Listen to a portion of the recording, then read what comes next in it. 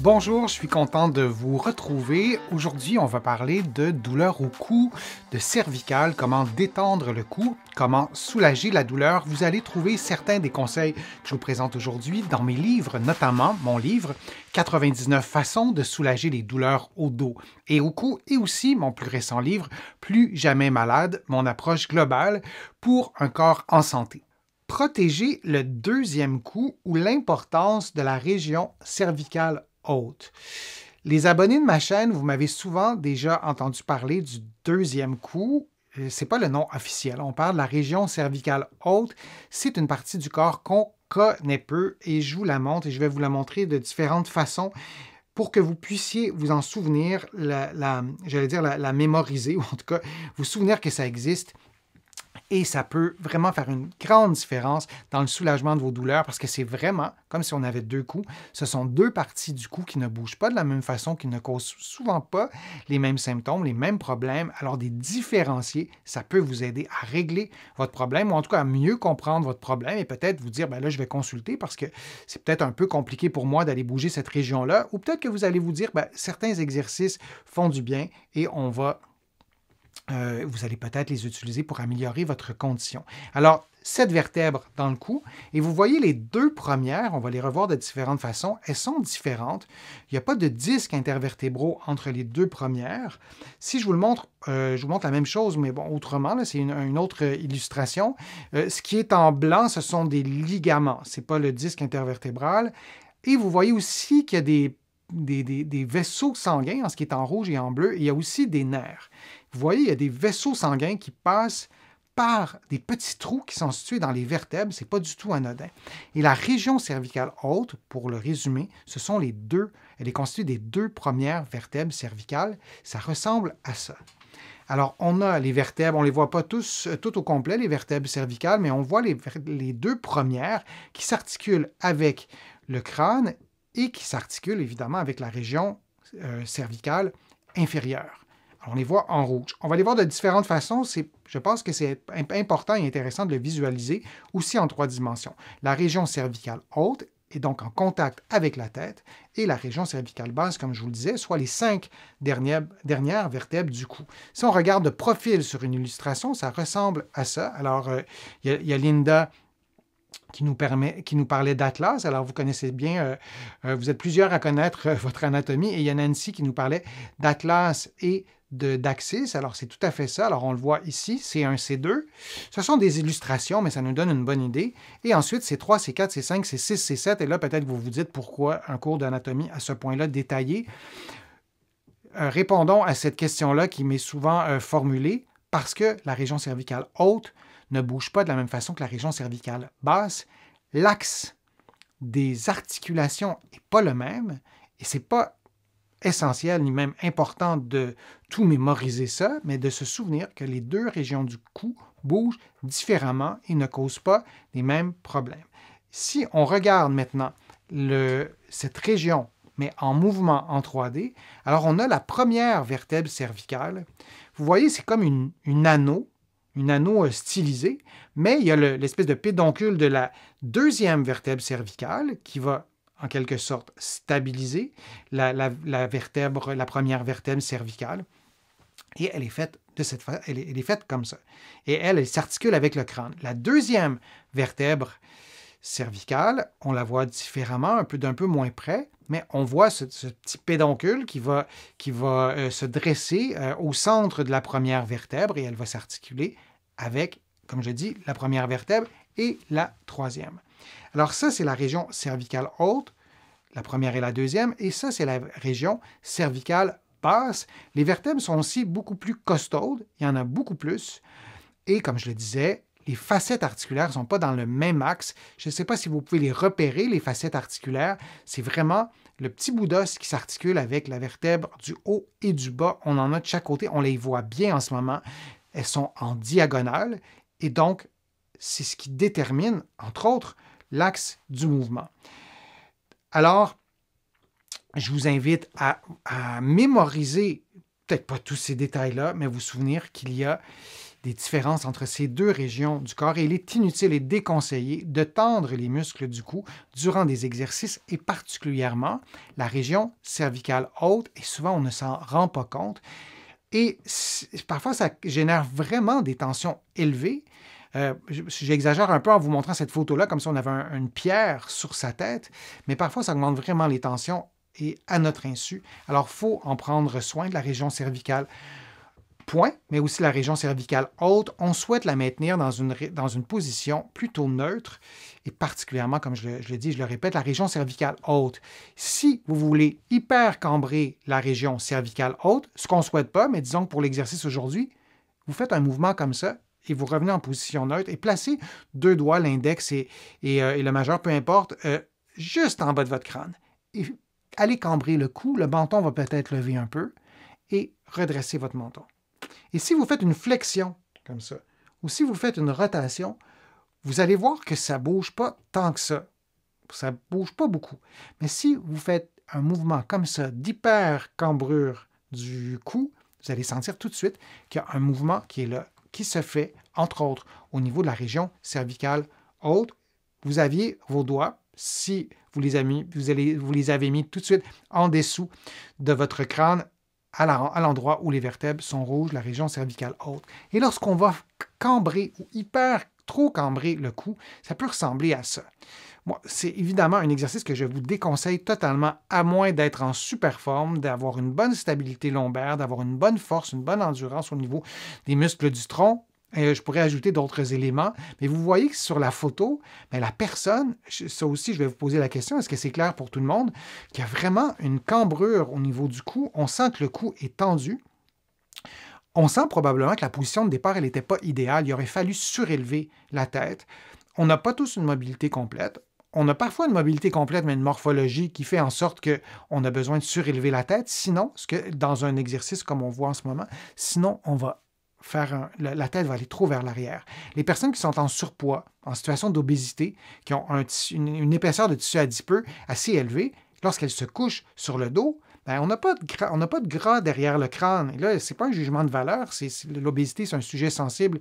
Ça aussi, je vous en ai souvent parlé, mais on n'a pas de gras derrière la tête tant que ça. Donc, il va y avoir une trop grande différence. Alors, si on fait nos exercices, par exemple, sans surélever la tête, on va hyper cambrer le cou. Et dans un contexte de névralgie d'Arnold, par exemple, mais si on a toujours le cou cambré, pas toujours, mais souvent, et parfois toujours, ben, c'est pas une bonne idée d'aller générer des tensions. Et vous avez vu la photo tout à l'heure avec la pierre sur la tête, c'est un peu caricatural, mais les tensions sont vraiment augmentées, c'est vraiment pas mineur. Alors, on ne veut pas placer la tête comme ça, mais imaginez, j'aurais pu le faire, j'y ai pas pensé, imaginez que je prendrai la même photo, que je ne garderai que la tête et je placerai la photo à la verticale. La personne pourrait aussi tenir sa tête comme ça tout le temps. J'ai des patients qui sont comme ça et qui sont incapables, c'est pas de la mauvaise foi, ils sont incapables d'aller allonger, d'aller assouplir cette région-là. Je vais vous montrer un exercice bientôt pour pouvoir assouplir cette région-là, ou en tout cas tenter d'assouplir cette région-là s'il y a un peu de place pour de la souplesse. Alors, quand on fait des exercices comme je vous l'ai montré, lorsqu'on dort, lorsqu'on s'installe au sol, peu importe la raison, pour faire du yoga, peu importe, on veut surélever la tête. On veut avoir la tête dans une position neutre. On veut que l'oreille, les épaules, là, on ne voit pas tout mon corps, mais le bassin forme une ligne droite. Et dans mon cas, ben, la surélévation, elle est blanche. Là, c'est tiré d'un de mes livres. Là, on ne voit pas parfaitement sur cette photo-là, mais je pense que c'est clair pour tout le monde. Et pour la photo de droite, ben, j'ai pris une serviette roulée. Moi, j'aime bien utiliser lorsqu'on fait des exercices, et je vais vous en montrer un, quelque chose de ferme. J'aime bien utiliser un livre ou sinon une serviette roulée, mais une serviette roulée très fermement pour pouvoir s'assurer de bien mesurer la distance entre la tête et les épaules. J'ai des patients qui doivent ajouter 10, 20 cm, bon, 10, 15, parfois 20 cm de surélévation. Sinon, on est en hyperextension cervicale haute.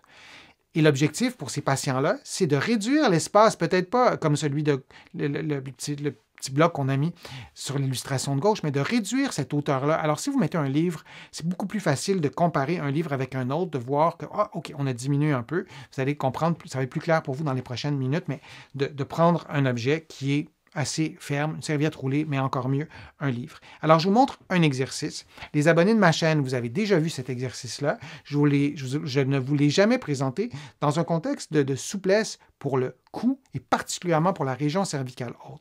Je vais vous montrer l'exercice et je vais laisser rouler la vidéo. C'est un exercice qui est statique. Vous allez voir, il n'y a pas beaucoup de mouvement.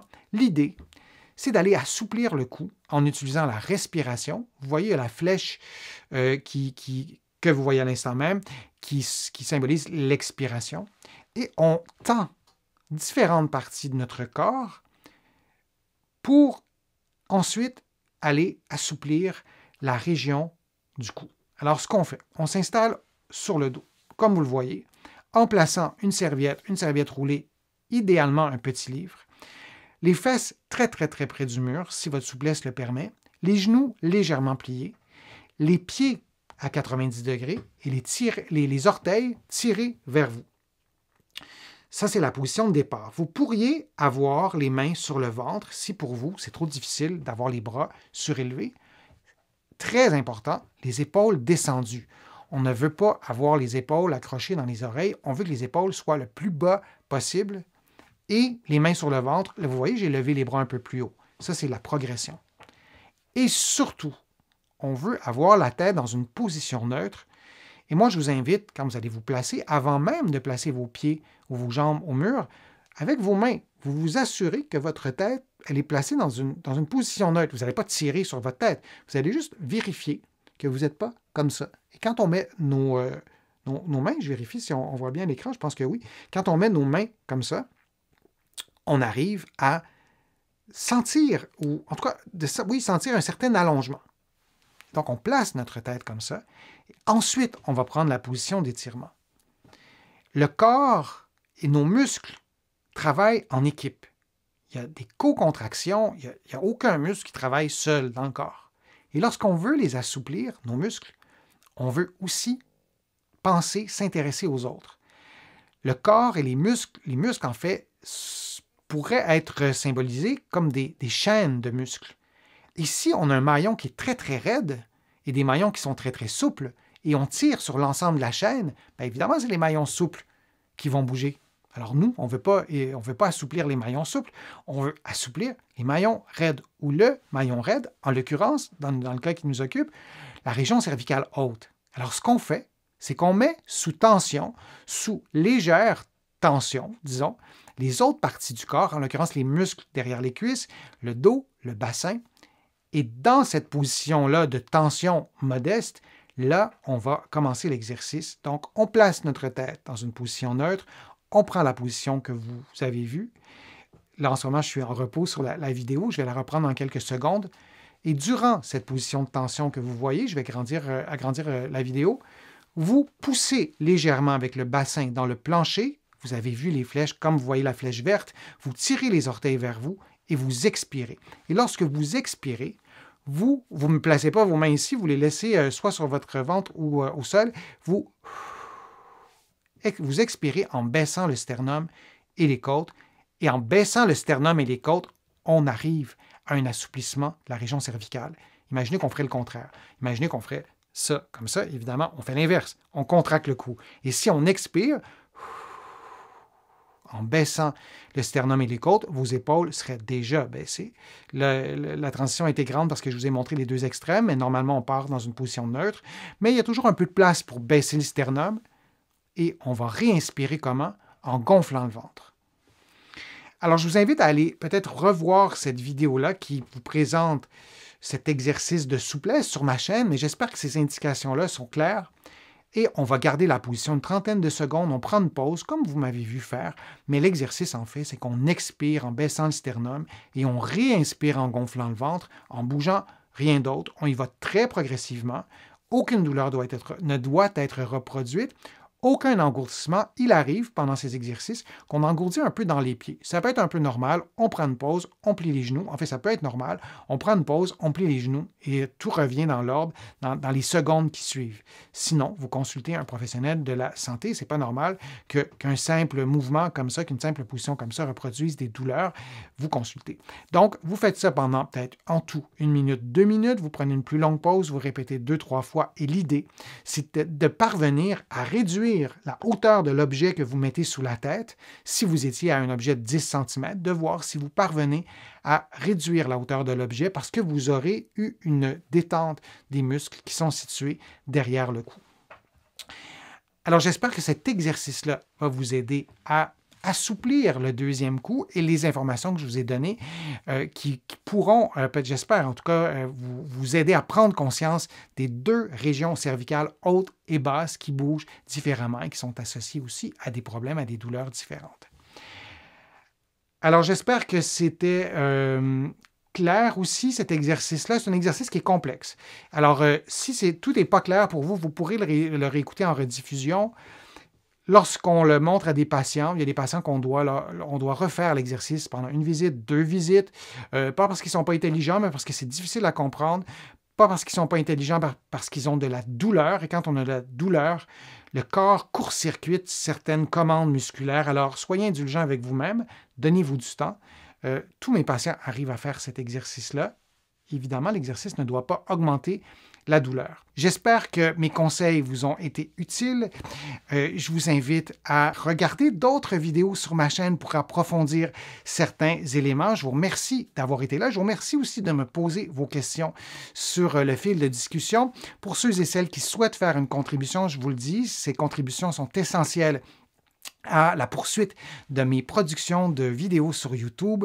Je vous en produis de plus en plus. Vous pouvez contribuer en cliquant sur le petit cœur directement sur YouTube ou en visitant ma chaîne ou plutôt mon site web, le www.denisfortier.ca. Vous allez trouver aussi beaucoup d'autres informations dans mes livres que vous allez trouver partout en librairie, notamment au Québec, au Canada, mais aussi de l'autre côté de l'Atlantique. Et vous allez aussi trouver beaucoup d'informations sur mon site web. Vous allez pouvoir vous abonner gratuitement à l'infolettre, au courriel thématique. Vous allez voir, c'est facile de s'y retrouver. Alors, n'hésitez pas à m'interpeller sur les réseaux sociaux. Ça me fait toujours plaisir de vous lire. Je lis tous vos commentaires et j'essaie d'y répondre quand je peux en personne ou sinon, j'y réponds à travers d'autres vidéos. Alors, je vous dis à une prochaine fois, à un prochain direct, peut-être à une prochaine vidéo. À bientôt.